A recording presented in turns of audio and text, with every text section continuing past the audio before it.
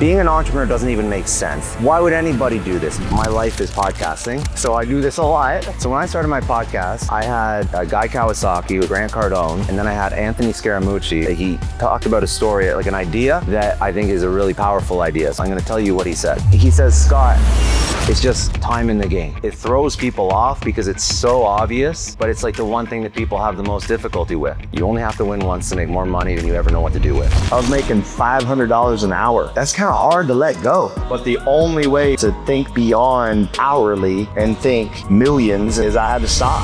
I'm a big fan of being lazy. I wanted something that I could create once, and then I could put it in as many places as I possibly could. I can take one audio video podcast and probably get like 50 pieces of content from it. That's the reason, one, why you should do video. The second reason is how do you actually like architect that self-belief? But if you have that self-belief and you believe that if someone else can do it, they're not that special, you can figure it out too. I do think that if you do not have that self-belief, more often than not, it's probably because I'm Manning Sumner. I've lived my life by one motto: no days off. No days off is never taking a day off on you. It's a commitment to becoming your best self. Get ready to be inspired to do the same. This is the Big Dawgs with Manning Sumner. Scott, what's up, dude? What's up, man? not much. Thanks for coming. I gotta tell people, first of all, kind of like how you got on my radar. Yeah. I think it's hilarious. So I get this newsletter, all right, in my email, and I'm reading the newsletter, and I literally was like, did this guy just plagiarize my entire movement and phrase? And like the title of it was like no days off, and then the whole thing was no days off. But like you actually wrote it better than me, like that I could. You wrote it in such an eloquent, it was a beautiful freaking newsletter. And I'm literally like, I passed it on to my staff. I'm dead. I like rewrote it and then sent it to other people. Bro, you need to say that you wrote it. I don't give a Well, it's funny because Amber actually was going to post something one day on my Twitter, and I was like, or X, whatever the heck you call it, and I was like, that's actually Scott wrote that. I didn't write that. But it was just so dead on of what I'm doing and how I've lived my life. And I was like, man, I got to get in touch with this guy because obviously we're like-minded. Yeah. He's doing big things with the right mindset. And so first and foremost, just thank you for being here. Can't wait to hear more about your story. And I'm gonna do a little bit of brief, let people know who you are. Unless you want to kind of do that, then why don't you do it? Yeah, I can talk. Tell everybody a little bit like who you are, where you came from, just Sure. to kind of set the stage. Cool. And first of all, I want to say thank you for having me, dude. Yeah. And the second I sent that newsletter out, and then I think you DM me, and then I hit the DM, and then I'm like, damn, this is the right guy. Because I saw the gym, I saw all the branding. I'm like, shit, this is perfect. This is absolutely perfect. And everything you built is, I think, like the exact same mindset as the way that I think. And you know, a lot of the newsletters that I write, you can go and talk about tactics every single day on how to build a business, how to build the life you want, how to build the relationship, build the body, whatever you want. But at the end of the day, it's all about the mind. And I think that what I try and do with my content and what you do as well is you're like, listen, this is the playbook, this is the rule book, but it's no good if you don't have the right mindset. And I think that you can't have one or the other, you have to have both. And I think that that's what we both, hopefully we do it okay. And we teach that sort of duality of having both things. Right. So right now, my life is podcasting. So I do this a lot. Usually I'm the only one asking questions, but I've had a podcast I've had a podcast called Success Story, where I interview some incredible entrepreneurs. I've interviewed, and I mean, I think we're at about 850 episodes. Wow. So it's been happening for a minute now, like about 6.5 years. So that puts you in, to put that in perspective, that puts them in like the top 1% of podcasts. So Amber and I have been doing our research on that. Like basically 90% of podcasts don't make it past episode 10. And then if you make it past episode 100, you're like in the top 10%. So you're like definitely in the top 1%. So amazing. Well, I mean, like, you know, we'll talk about that. Like, what does it take to win? Staying in the game long enough. Yeah. I mean, I can talk to you about a million different strategies, and if you care about them, we'll tell you how to, you know, grow a podcast. But what's the most important strategy? 850 episodes 6 years later. And why is Joe Rogan winning? I don't even know. With 3,000 episodes, and why is Tim Ferriss winning? It's just time in the game. And part of winning at anything, at business, relationship, fitness goals, whatever, it's like, how do you find a way to stay in the game long enough? And I think that advice, it throws people off because it's so obvious, but it's like the one thing that people have the most difficulty with, right? Like, why do relationships end after 5-6 years? They don't want to put in the work. They think the grass is greener over there. Why do people quit on businesses? Because the motivation ran out, and now it's not so fun anymore, and you're dealing with all the BS and I think you could swear bullshit, right? Yeah. And like, why do you give up in the gym after January? I don't know, because you don't have anything that's driving you outside that initial. It's hard. Anyway, so right now I podcast for a living. I moved down from Toronto down to just down the street. So Miami's beautiful. Thank you for welcoming me to your city. I love the weather. I love the taxes. It's incredible. In my background, in my past, I've worked in tech. I've built companies. I've really just focused on, I don't know. I like playing build something from scratch, scale it, find a market for that thing, and then eventually sell it. And I've done that for my own companies. I've done that for mentoring and advising entrepreneurs. And that's really where I came from. 6 years ago, I had a company that I was co-founder, chief revenue officer of. I've always been on the sales and marketing side. Helped grow that. That was acquired by a company called Grass Valley. I started my podcast while I was building that company. That's sort of the most recent thing that I've accomplished. And then the podcast has been the one constant over the past 6 years that has really worked out. Don't get it twisted. I've tried to do a whole bunch of other shit that hasn't worked out. But the podcast is the one thing that's continued to grow, and that's still something that I do every single day. I enjoy it immensely. It allows me to, connect with people like yourself. And that's put me on stages. It's opened doors. It's my network is insane because of it, as I'm sure yours is too. So that's what I do now for a living. I podcast, and to give you sort of some numbers, we do about 1 million downloads a month. We're streamed on Cheddar, Hulu, Amazon Prime, DirecTV, and it's the most fun I've ever had. Cheddar is like Amber, take notes. Yeah, I can hook you up with my contact from Cheddar. Cheddar is a big financial news company. Oh, okay. And they look for new business entrepreneur content. Now, the content that I speak about now and that I write about now and the people that I interview, it's not just entrepreneurs. When I first started it, I was talking about the shit that I was doing in my day, which was business, marketing, sales, raising money. And then I found out real quickly that it takes a lot more than that to become successful and to become fulfilled. So it doesn't matter how much money you make. And I know it sounds so cliche, but I know people that have sold companies for 100 million, 500 million. I've sat down with several billionaires. And money is a very small piece of what actually makes them content and fulfilled. Right. And I think that in this community, it's less of an issue because this is a health and wellness community. And I generally find that, like, if people are focused on upskilling themselves and sort of kicking their asses in the gym and making sure that they don't just, start dying at a very young age, I think that they're already on the way to fulfilling all the other parts of their life. But a lot of people in business, they focus on making money, they focus on business success, and then they wake up when they sold their company or they made some amount of money at 50 or 60, and their relationships are shit, and their body is destroyed, and their mental health, their physical health, their spirituality, none of it's there. And then that's when they try and figure out, okay, how do I sort of reclaim some of that? So the goal of the podcast, long story short, is to teach over the lessons and learnings of people who have figured out life financially and show that there's a lot more to excel at than just making money. And what's the playbook to excel across business, relationships, health, wellness, all of it. And being that you've had all these podcasts with all these high level, people, what do you have kind of now? Have you taken from that a blueprint of what that looks like in terms of success? Because like you said, it's not the money, it's all the other things. So, I mean, you have almost like the greatest case study, right? Oh, yeah. Every single day you're being able to pull from these massively successful entrepreneurs to then either apply back in your life or then to tell the world, like your newsletters. His newsletters are phenomenal, by the way. So Thank you, dude. So yeah, they're just really great. So I would say that one of the things that is universally applicable Very easy idea, but I think that it's something that we intuitively know but we don't do, is just reverse engineering success. It's an idea that I think is very important, not just in business, but again, if you're gonna go work out, look at somebody who you want that body and then reverse engineer how they got there. If you see a couple that's been happy for 25 years and you want a good relationship, maybe spend a little bit more time figuring out why they're still together after 25 years. And same goes for business. I mean, I'll give you very tactical examples.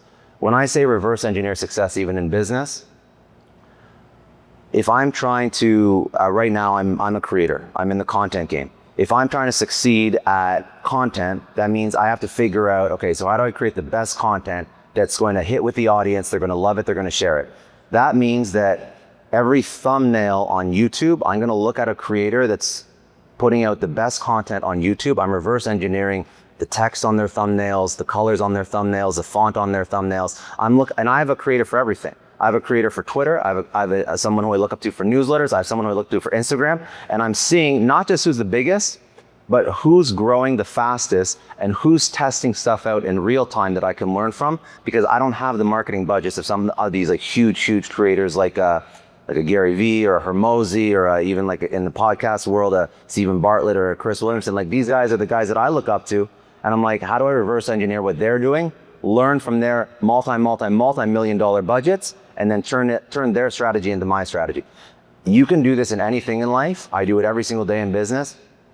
In my past life when I was more in the startup game, how do you reverse engineer success in a startup game? A lot of people, when they're starting a company, they're trying to figure out how to raise money. And what they do, just to give you some context, is they just send emails to fucking every single person they know asking, can you put money into my company? And usually it's really time consuming and it burns them out because like they're just focusing on as much activity as possible. The concept of reverse engineering success in startup fundraising game would be go to a website like a Crunchbase. They list all the startups, how much they've raised, which VCs have put money in at which dollar amount, and you can say, hey, I'm building a consumer goods premium sparkling water, still water brand. Let me go find another VC that put in the same amount of money that I'm looking for right now at the same, wherever my company is, if it's just starting off, and they put money into a similar type company.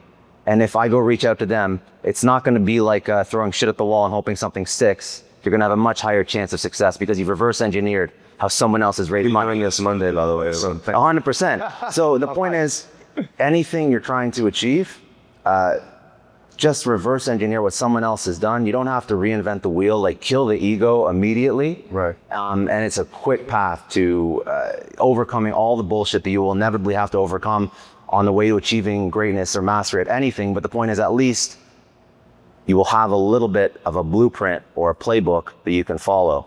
And I think that's one of the more powerful ideas. And even listen, if you're in a job and you're not where you want to be, you're not making the money you want to be making, like reverse engineer how to get to that next promotion or that next title. Like the answers are all out there. And I think that's what I think that's actually what frustrates people. Like the answers are all there. The path that you can follow is there. People try and overcomplicate it, I think, as an excuse because they don't actually want to do the hard work. So if they say, use a gym example, if they join a gym in January and they say, oh, I don't know how to work out. There's so much information on the internet. Everybody has a different diet, different split, different kind of workout. There's CrossFit, there's interval training, there's bodybuilding, whatever. If you spent a week like studying and researching and listening to the people that you look up to as like the fitness thought leaders, you would find very quickly the path that you can take to go on that journey. That's the difficult thing. It's not confusing or complicated. It's just a lot of hard work. And people don't want to do the hard work, so they default to, it's too complicated, it's too confusing, I don't know what to do. And they almost don't want to hear the plan. They don't want to hear the plan. They don't want to hear it. And I think a lot of times, I mean, it could very well be why a lot of people maybe didn't show up today, because they don't want to know how to get better. Because again, it requires work. It requires pouring into yourself. It requires coming to things like this. It requires your time, your energy, your effort. So if you want to achieve anything, build a business, become an entrepreneur, make whatever amount of money, like the path is already there. Someone's already figured it out. We live in an age where information is everywhere on the internet.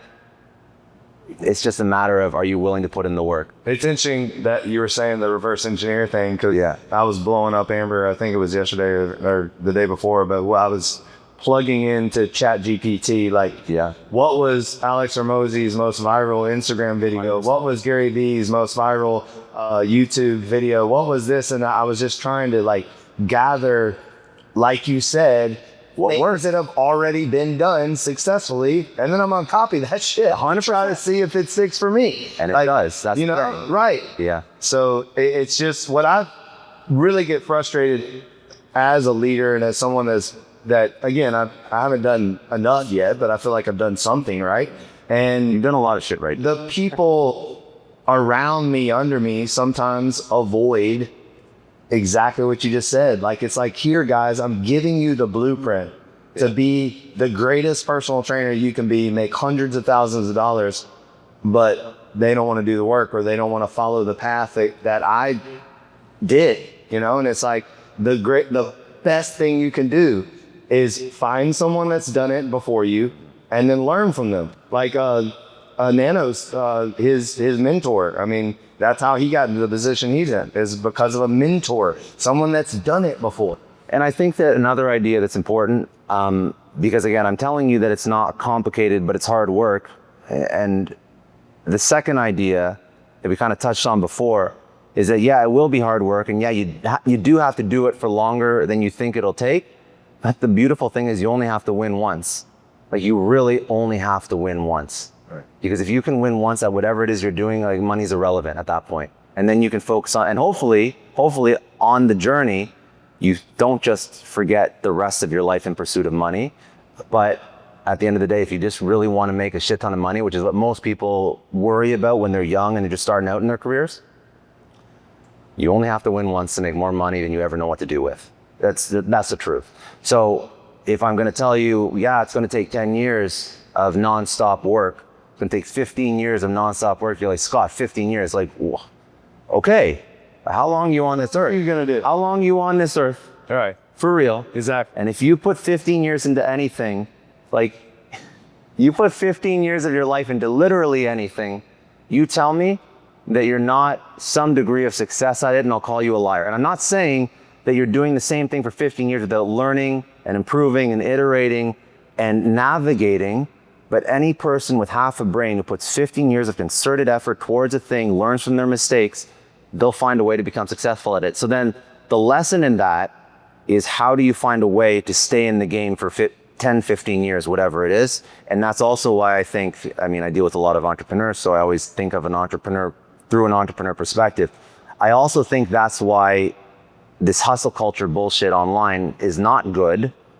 It's good to work hard, but it's not good to hustle till you burn out and you can't stick with it for 15 years. It's not good to quit your job if you have mortgage and kids and you have to put food on the table and you're hoping that with your 60 grand in savings, you can make your business work in 6 months, and you can't. And something goes wrong, and then all of a sudden you have to go back to work. So I think that if you're going to commit to these ideas, you also have to think not just long-term mindset, but how do I structure my life long-term, which could mean you work 9 to 5 and you build your business or your side hustle from 5 to 9, whatever it is. If it's important enough, you'll find time for it. And I think that that's also another very important idea that a lot of people should internalize. Hormozi talks about this all the time.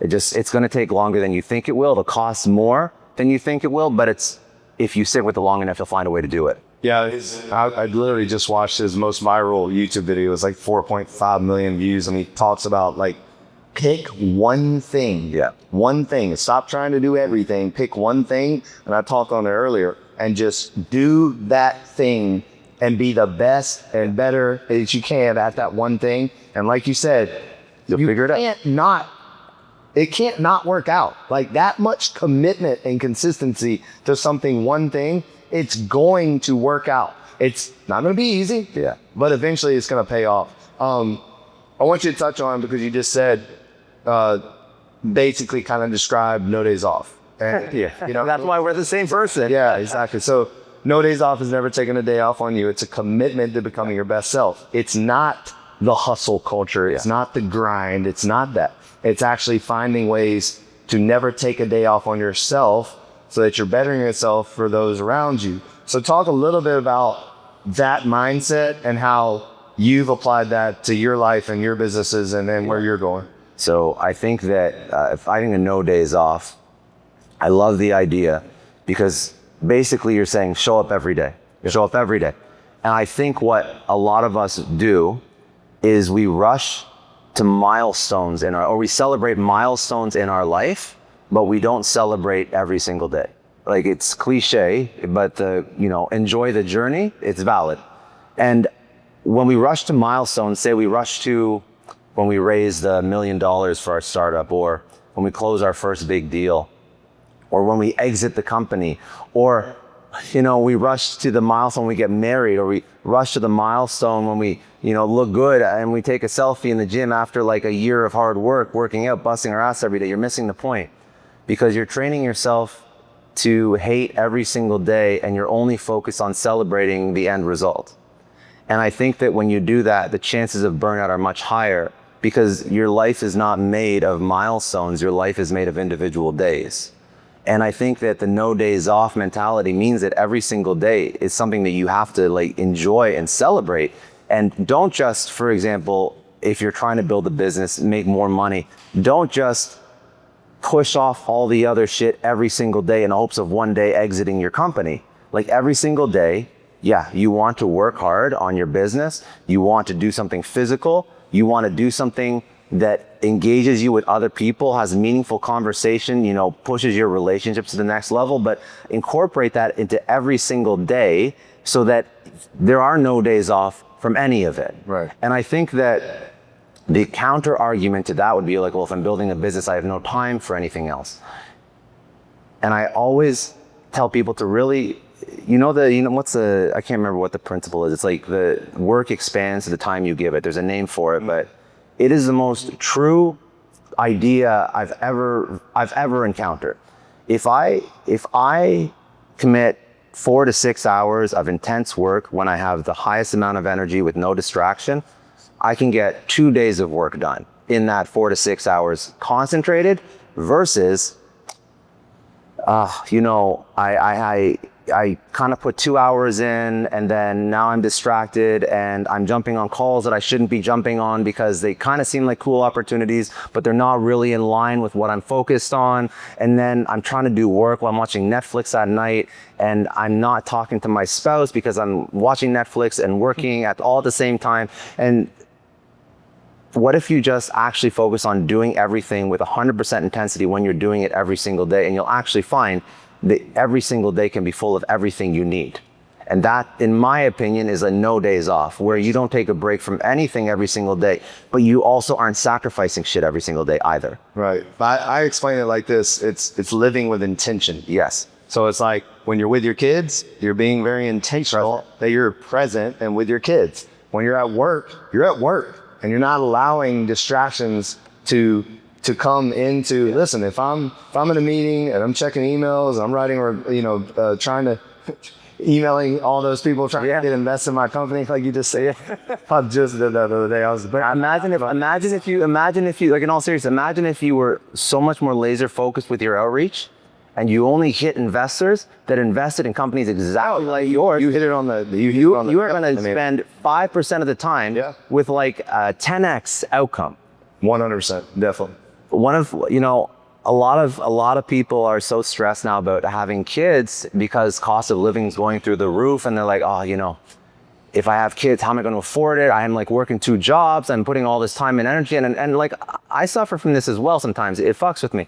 But some of my most successful friends, and I've had the privilege of working with some really cool people, like CEOs of publicly traded companies, and they're like, Scott, when I've had kids, like, I became so much more successful because I could only focus on the shit that mattered. Right. And when I didn't have kids, all the other bullshit in my day, I pretended like it mattered. It didn't actually move the needle in anything. But the second I was like, yo, okay, I don't want to be an absent, in my case, an absent dad.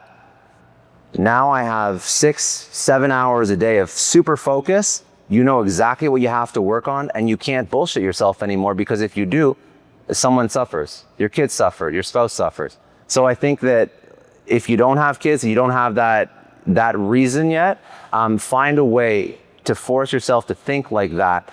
And just, if you have that free time, like, don't take up free time with bullshit, half-ass work. Right. Take some free time that you have to think about where you're going in your life. Is the work that you're working on meaningful? Is it taking you to where you need to be, your North Star? Spend it with your spouse, spend it with your parents, spend it with planning your future, spend it with something. But if you're gonna work. If you're not, I don't know. I just think that's a healthier way to, and I think that actually in the post-COVID world, I mean, where a lot of people are working from home, the lines between work and non-work are blurred. So it's way easier to just throw hours away wasting time than it was when you were in an office and then you drove home at the end of the day. I agree with that 100%. I think that's why they're trying to get everybody back to workers. So someone that's done 893, but like is about 850. Yes, 850. But yeah. 850 podcasts.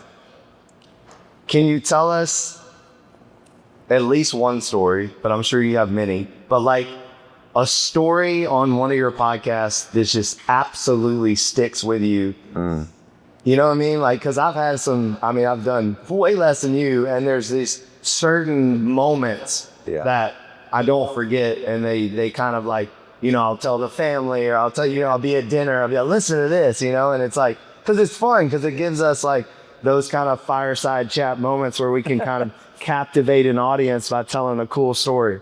Okay, so this is one of the first podcasts I did. So when I started my podcast, I had Guy Kawasaki, who was one of like the first Apple employees. I had Grant Cardone, and then I had Anthony Scaramucci, who was like a big finance guy, and he was Trump's director of communications for like 12 days in this first term before like Trump tweeted some shit about his wife, and then he quit, and it was a whole thing. But the point is, the guy's like a big finance guy, and that was sort of his claim to fame.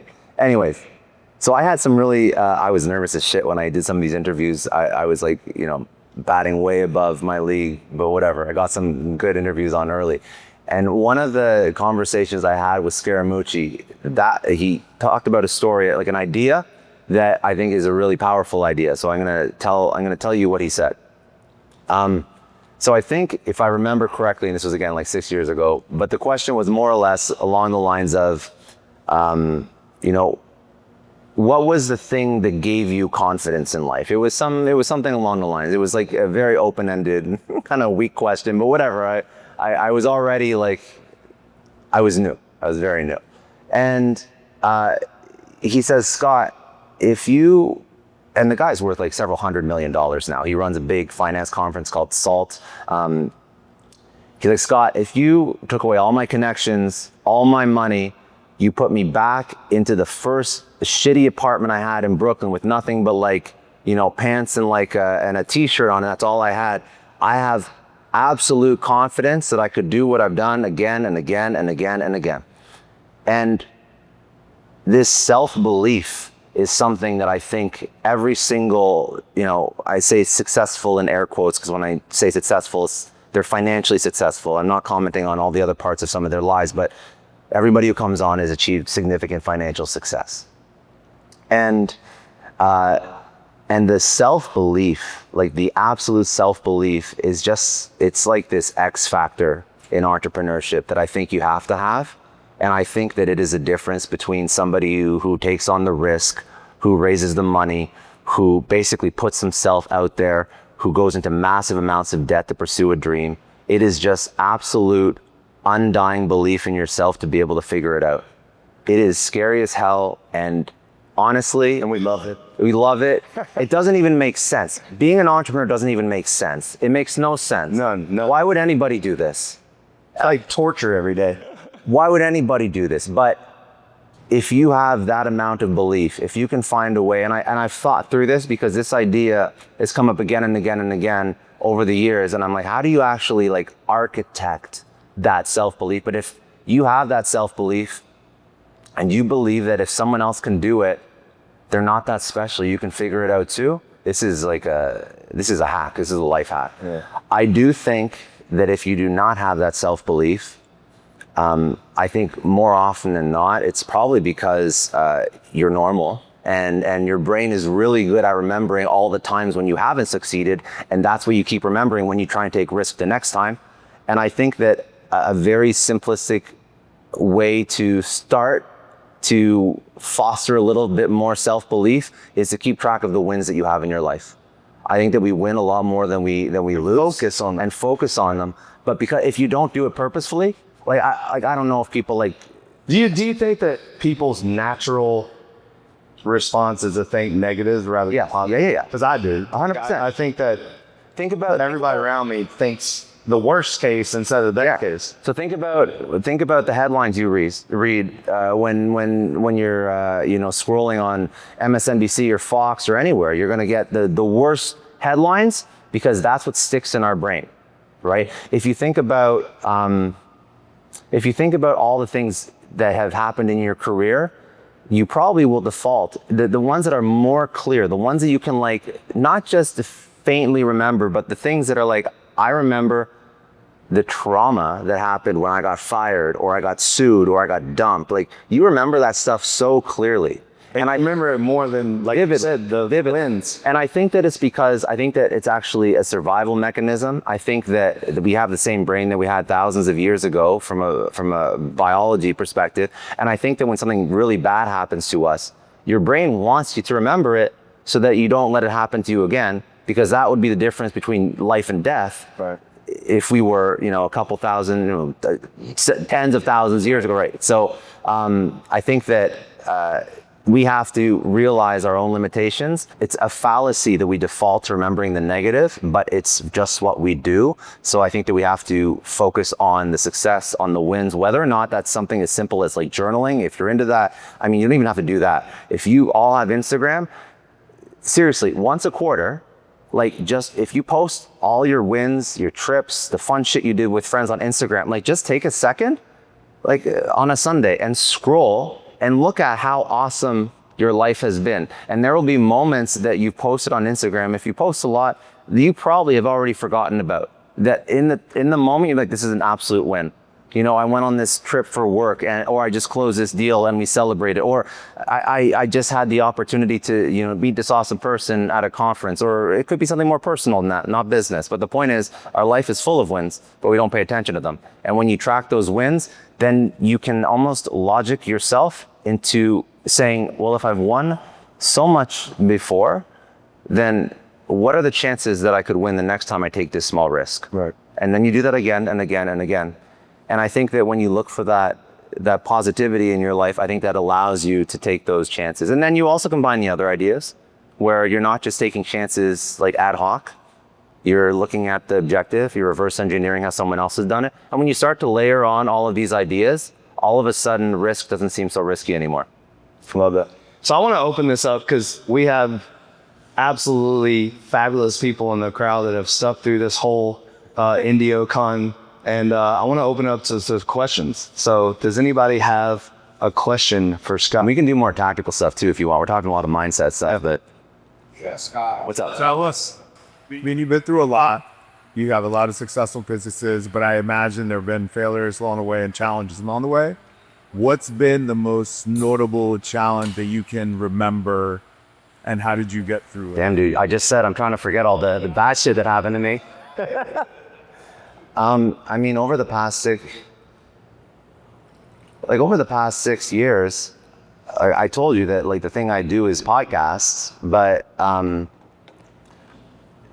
I've tried to build, let me just think, 1, 2, 3, 4, like four different, he knows all my drama. She's rolling her eyes. Yeah. I've tried to build like 4 different businesses over the past 6 years, and they don't exist anymore.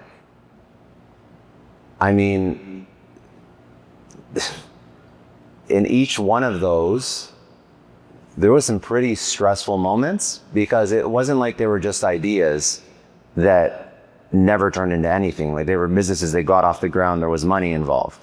One of them was a consumer goods brand. It was like a vitamin supplement brand. We put about $1 million into taking that to market. Didn't work out for a variety of reasons. Another one, we tried to put together a small fund to do company acquisition. Didn't work out. And just for context, when you raise a fund, that's other people's money too that's involved in that, including your own. I've done angel investments that have gone to zero. That's financial loss. I tried to put together like an event, like mastermind type networking business. I didn't know how that business model worked. I've never really been part of it, but I had a cool circle of friends. So I'm like, maybe I can put together something for entrepreneurs. That was less financial and more just like a logistic headache of putting together an event. As you know, it's a lot of work. So, I mean, none of them ended up in like a significantly bad spot. It's usually about, okay, this isn't working out.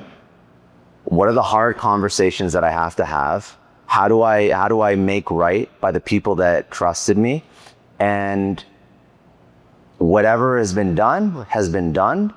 And as long as you've done everything properly and above board and ethically, you can't beat yourself up over it. You have to just understand that the past is in the past and that you're going to move forward from now on. And it is easier said now than when you're in it. But that's the only advice I can give.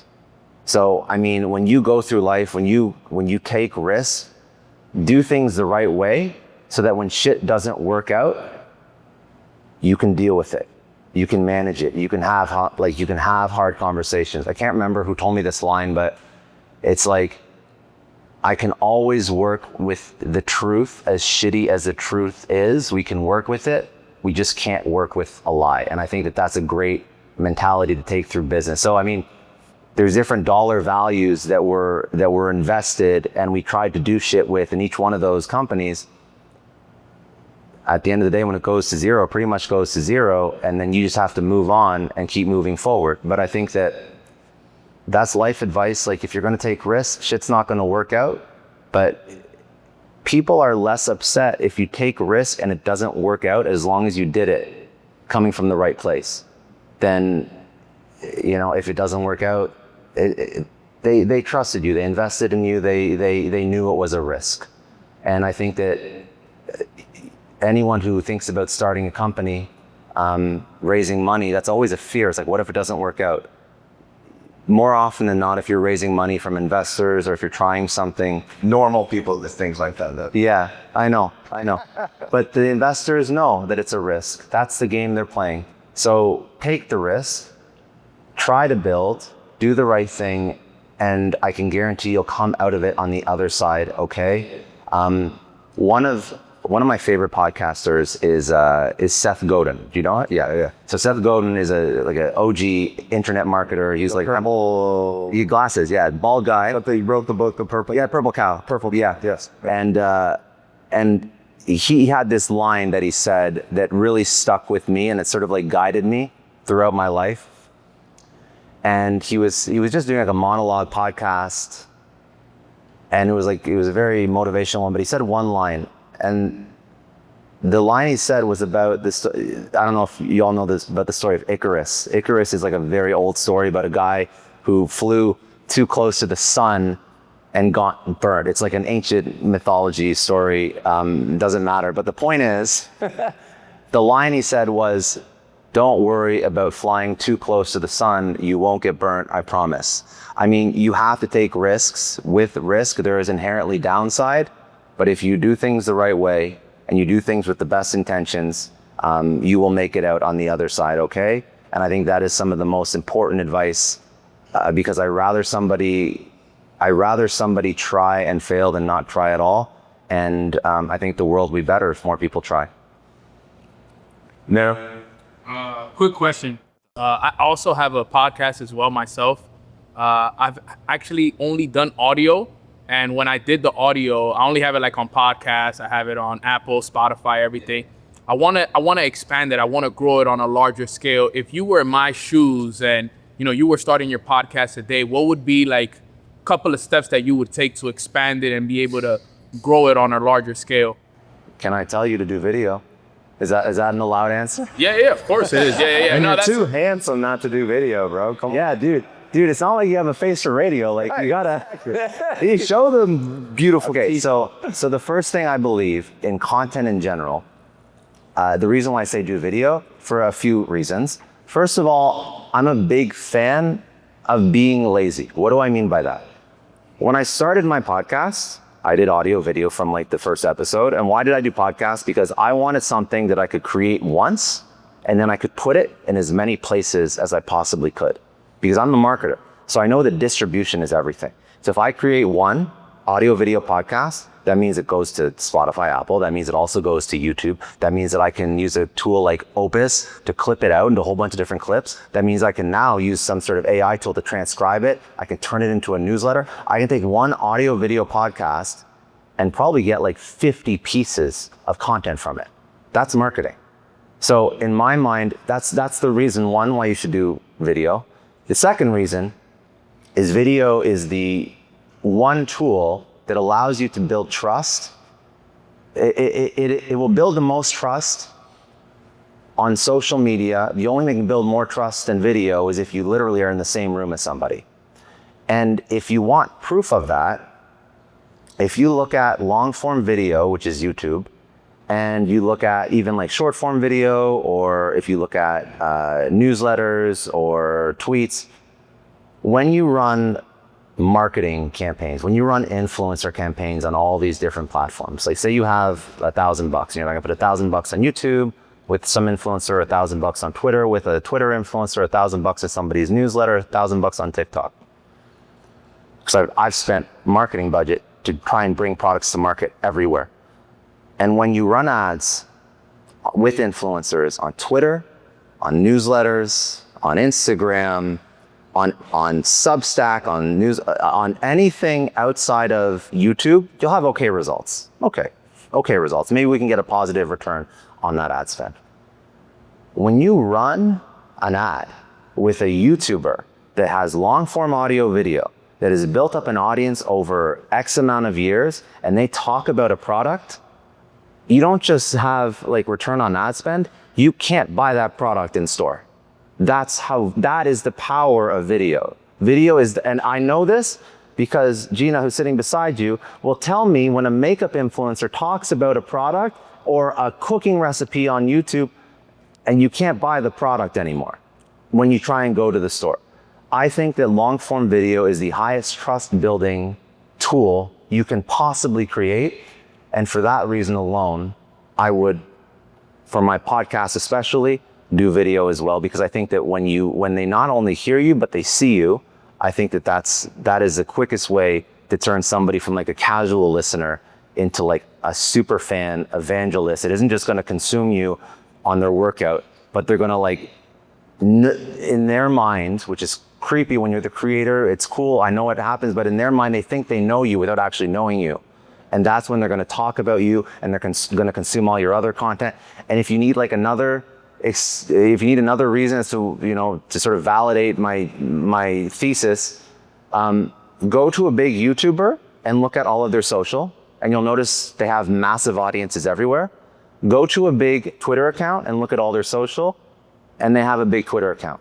Go to a big Instagram account, they have a big Instagram account, and there's some trickle over, but it's not the same as if you have a big YouTuber. A big YouTuber, their audience follows them to every single platform they have, and I'm 100% sure that's because of the long form video trust building that only video can accomplish. So for that reason, I would definitely do video. Other quick ideas about how to grow a podcast. I mean, we can talk for like an hour, maybe offline, but other quick ideas how to grow a podcast. Content distribution, that's what I mentioned. A collaboration with other big creators. Very tactically, if you're trying to grow a podcast, I would do host swap. So like you interview me, I interview you. Exactly, you got it. 100%. that works. And if you don't even want to do host swap, because also if you're going to try and grow anything, I'm a big believer in advertising something where my audience already is. So if I'm a podcaster, I want to grow a podcast, can I spend money and put up an ad in somebody's newsletter? Yeah, but you know what I have to do if I do that? That means I have to convince a newsletter reader to not only like podcasts, but now like my podcast. So I have to take them through 2 steps. I know you're going to say, well, some newsletter readers like podcasts. I know. But you know what? Maybe 50% of newsletter readers like podcasts. But 100% of people that listen to this podcast like podcasts. So all I got to let them know is that I'm another option. So when you do a host swap, or you do like a feed drop, where you take one of your shows and you put it into someone else's feed and vice versa, and you say, yo, this is so-and-so's podcast. I think you're gonna love it. Listen to a full episode. If you like it, go get it wherever you get your podcasts. And all of a sudden, I've given my audience value by showing them a brand new podcast they never heard of before, and you're tapping into a whole bunch of podcast listeners, 100% of which already like podcasts and just found out that you're an option. So collaboration with other big shows, video, distribution, and those are some, great next steps. Being an entrepreneur, having a bunch of tasks that you have to handle, how do you manage to stay productive under stress? It's so interesting because I find that stress makes me productive.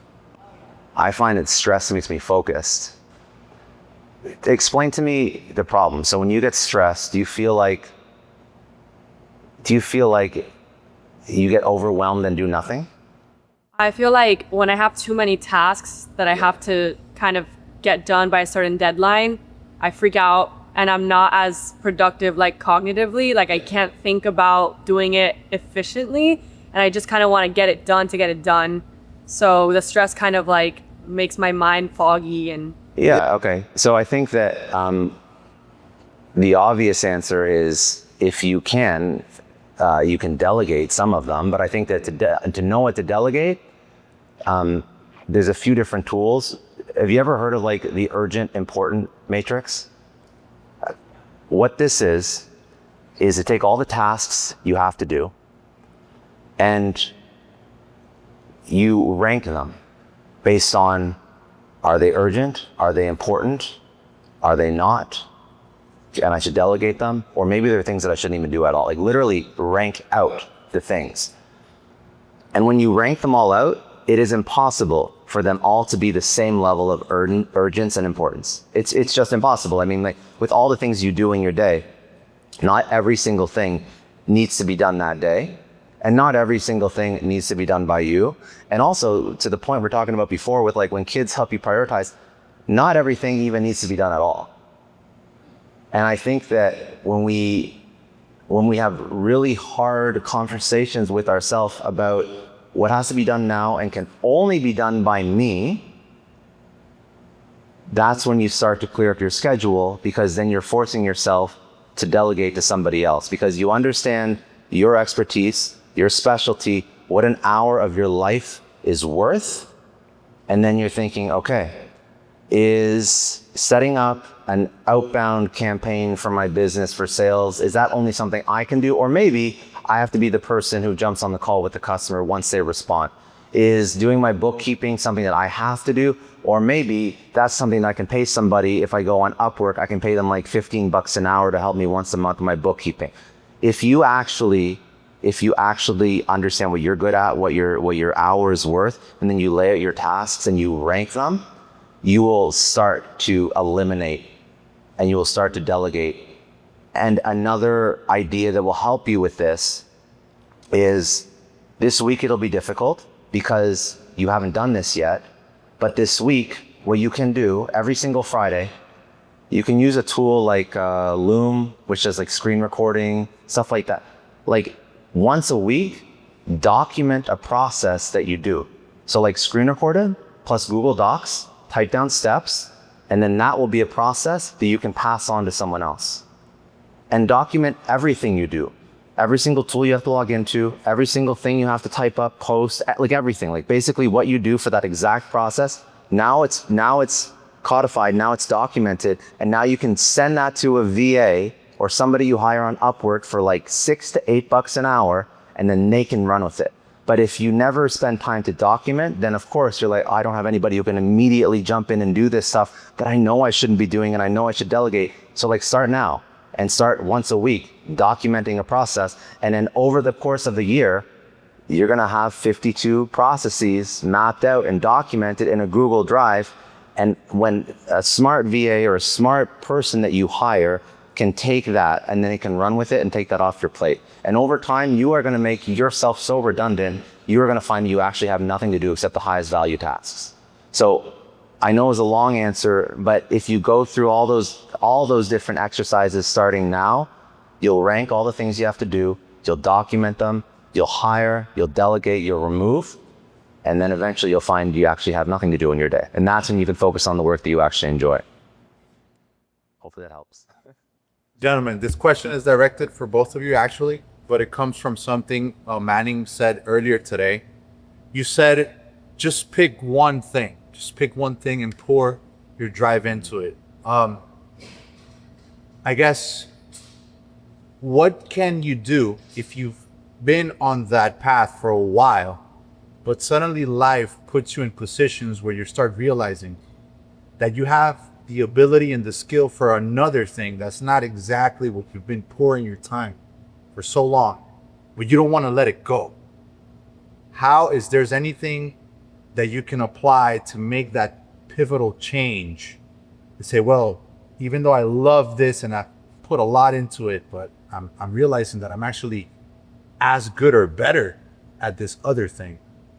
How can you, or is there anything that you can apply to make that Go for it. shift? So the first question is, how long is long? Like for a while, or how long is a while? I would say over a decade. Okay. That's some time.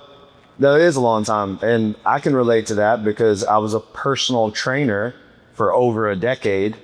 And then I had to in order to take myself to another level, I had to let go. I was the top personal trainer in Miami. I was training thousands of professional athletes. I was making $500 an hour. Like, that's kind of hard to let go. You know what I mean? Like, every time I was thinking about letting it go, I was like, man, I'm making bang. Like, you know, funny. and at that time, it became Ross, it kind of easy money, because it's like, once you've been doing it that long, it's like you can do it in your sleep.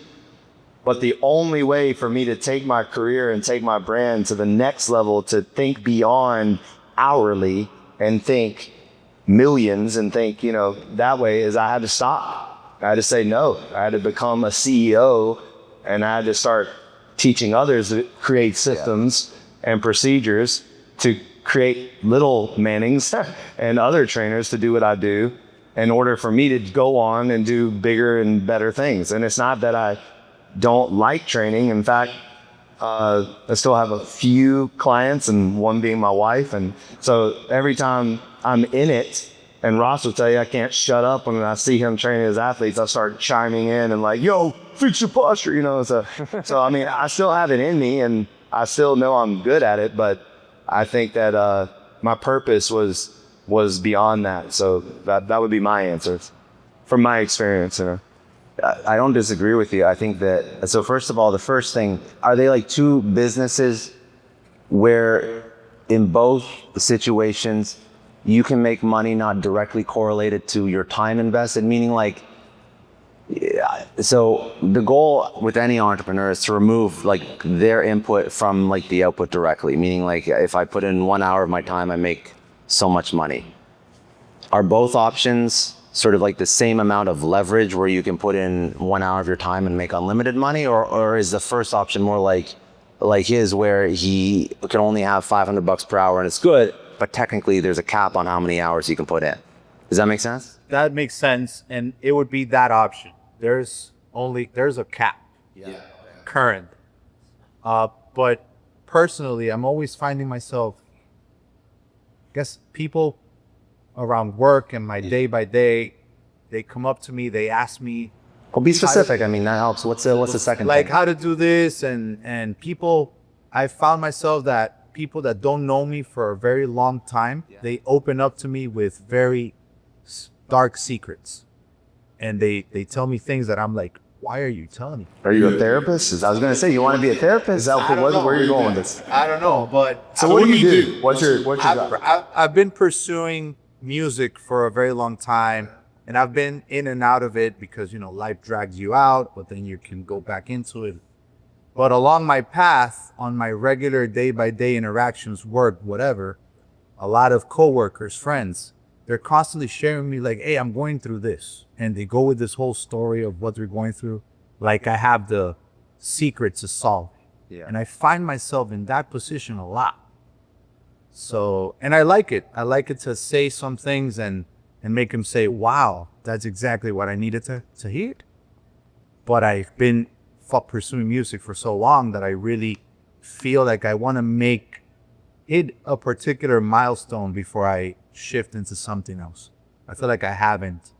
Maybe I tell you more of what I have accomplished and you say, dude, you're ready to just shift to another thing. Just like you said, you feel like you haven't accomplished anything. But you have. So I guess that's where my question came from. Yeah, so the easy answer is for me to say something like, well, what you should do in your life is, there's this concept called ikigai. It's a popular concept and it's a Japanese, yeah. And basically, if you look at a visual, it's like these circles, and each circle has like what you're good at, what you can monetize, what the market needs, what you're passionate about. I think that's more or less what it is. And what you should do is you draw a Venn diagram, all these circles overlap at one point, and what you should do is where all these circles overlap. That's the easy answer. It's a lot harder to apply in real life when there's like two things that you could potentially pursue that you are equally as interested in. I would say that you could be successful at both. I think that's actually the real answer. You could be successful at both. I think that between option one or option two, think of the business that has the highest potential upside and most potential leverage. So if you're a musician, I don't know anything about musicians, but if you're a musician and you make money by like Spotify streams or getting booked to play concerts, and you see that over the past 10 years, you're making like every single year 5% more, and you see the growth trajectory and you see it going in the right direction, and you're like, hey, if I just play X more shows, I see the growth on Instagram, and then I'm getting bigger gigs, and like I see the parts coming together, then you can kind of map out where your career is going to go to a degree. If you feel like you're putting everything and you're throwing, your head against the wall and you're doing the same thing, and the things that were working 5 years ago are no longer working, and your streams are going down, and you're like, unless I reinvent myself, I actually see myself going to zero, then that would be a signal that, okay, so let me try and think of something that maybe there's a better market for it. Or maybe how I show up, I'm more comfortable showing up as somebody who does therapy, or I understand why people need help, so I'm going to put together like self-help content, and maybe I'm going to talk about ideas that can help people get through very difficult times. And that's something I understand very well. And now I see the opportunity because I look at like Mel Robbins and Jay Shetty, and I can write a book and I can put out a whole bunch of content, and I put out a couple reels and they like do like 10x the amount of views than my music content does. And I'm like, shit, there's a signal from the universe. Okay, so to test this out at scale, how do I again commit to it for a long enough period of time where I don't kill the thing that's making me money now, but I can sort of get a little bit of feeling from the market as if this new business idea is going to work, and then I would start to carve out time in my day to test, knowing that it still will take time. But I think the goal is to look for signals of momentum and signals of growth, and if you can't find those, that's when you have to either disrupt yourself and do something new with your music, or disrupt yourself in some other way. Also, are you a writer? I am. So another thing is combining them. That's true too. So if you're listening to people and the things you're saying is helping them, then you can start writing songs about those experiences. And then actually now you're not helping that one person, you're helping the world going through the same things that they're going through. Isn't like Taylor Swift's music better when she breaks up? 100, yeah. See, I know, Well, actually, yeah, all artists, most of the time, their first album is their best album because it was when they were the hungriest and down and out or whatever. Maybe that's the reinvention. Rap artist. Maybe that's the reinvention. Maybe you don't even have to switch. You should start taking on alter egos of all these people's shit problems they have and start writing. It's like, you might be becoming a country singer. I love it. Yeah. All right, we got time for one more question. Yes. So as entrepreneurs, you're also content creators, right? But we also heard here today a lot of people saying that scrolling is a problem, and we know that scrolling is a problem. So how are you a content creator who studies the blueprint of somebody else that is also a content creator, but also don't become part of the problem of a scroller? So how do you manage to do that and not be on social media, but not be on social media? I guess that's the... So it's tough. It's very tough because social media platforms, there's a lot of money and smart people that are designing them to hijack your brain and to hijack your attention. I think that, at least for me, I'm going to answer your question from two different perspectives. So the first perspective is kind of what you alluded to, but you didn't say it. Like, if you are a creator, how do you make sure that you're not just putting out more garbage and like basically contributing to someone else's, lack of ability to focus on what matters in their life? And for me, that's why I choose to create the type of content that I do. So when I interview somebody who has sold a company, I've interviewed the founder of Netflix, founder of Reebok, interviewed a few people that have sold companies for 100 million, 500 million plus. I believe that if I do a good job of interviewing them, the information that comes out of them is going to help people more than hurt people. And I know for a fact that if I had done, there's a lot of other types of content that I could put out where my platform would grow quicker, but that would be sort of just putting more garbage onto social media. And to me, that's not what I personally care about. It's not what I want to do. I've always really wanted, if I'm going to create content, or if I'm going to do something like this, or if I'm going to tweet or write a newsletter, I hope that after somebody consumes my content, they're better than before. That's the goal. Now, the second part of your question is, how do you not become a victim of like scrolling? And it's very difficult. I don't consume outside of research as much as possible. I'm just very aware of it. I mean, I'm so focused on, and I'm not saying like once in a while, like we don't like send memes and stuff to each other, like it's fun, but like I try to not doom scroll. I try to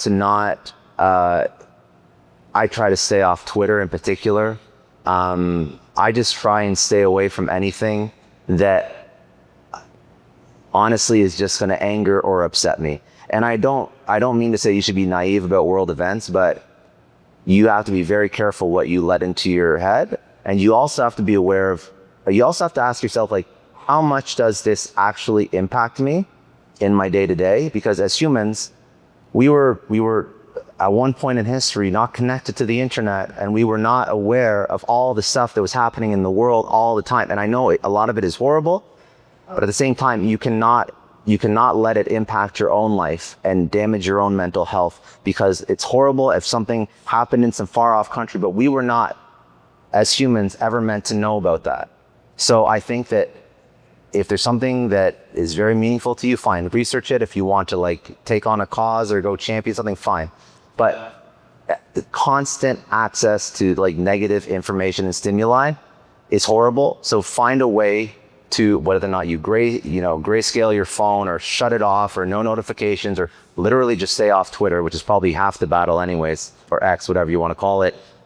I think that you have to be conscious of it and just be aware. And if you catch yourself, just understand that like you just have to keep shutting it off. I don't know how else to say it. It is very easy to fall into that trap.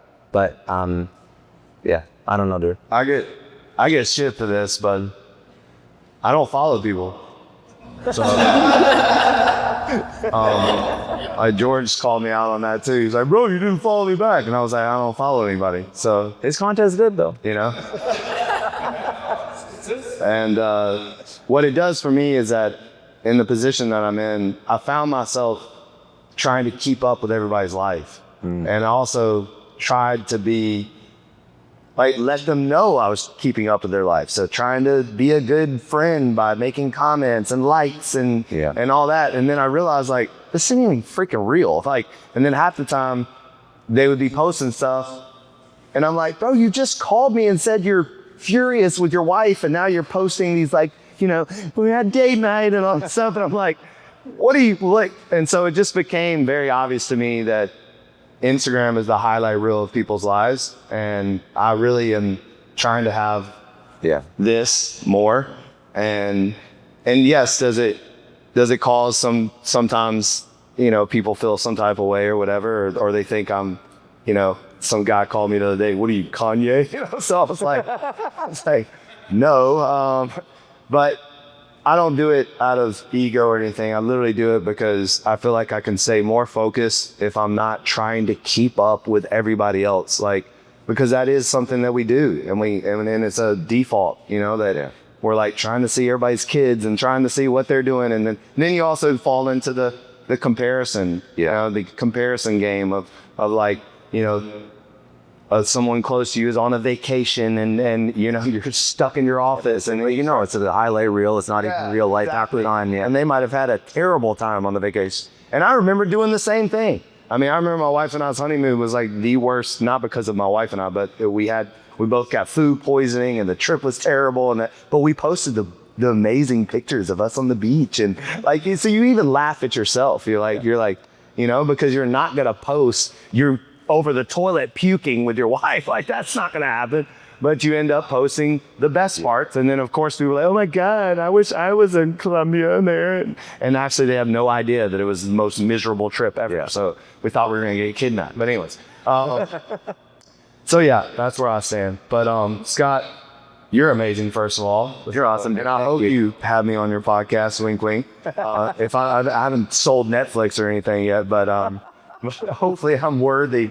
I would love to be on your podcast, and you've already provided value to my life just from your first reverse engineer, and now I know exactly what to do Monday morning, and I will be doing that. And that's what I love about. I'll write the way the code for you. But that's what I love about this is that, you know, surrounding yourself with people that have done it before, surrounding yourself, like as soon as I read your newsletter and I went and looked at you, I'm like, okay, I have to meet him. I've got to connect because obviously you have done things that I'm trying to do. And that's what we got to stop doing. We got to let go of our ego and not be like, I can do it better than them. Yeah. No, go learn from them. Go be humble and go put yourself out there and learn from those that have done it before you. At the end of the day, the greatest athletes are the ones that mimic the other athletes that came before me. Kobe Bryant studied Michael Jordan like there was no tomorrow. He literally, from the way he wore his shorts, from the way he walked, from his, like, everything. I mean, the only thing he didn't do is stick his tongue out. But, you know, and that's what it's about. And so if we can do better with collaboration rather than competition and learning from guys like yourself and all the people that we learn from today, we're only going to better ourselves and better our lives. Amen. Thank you for your time. Thank you, dude. Thank you, man. That was awesome.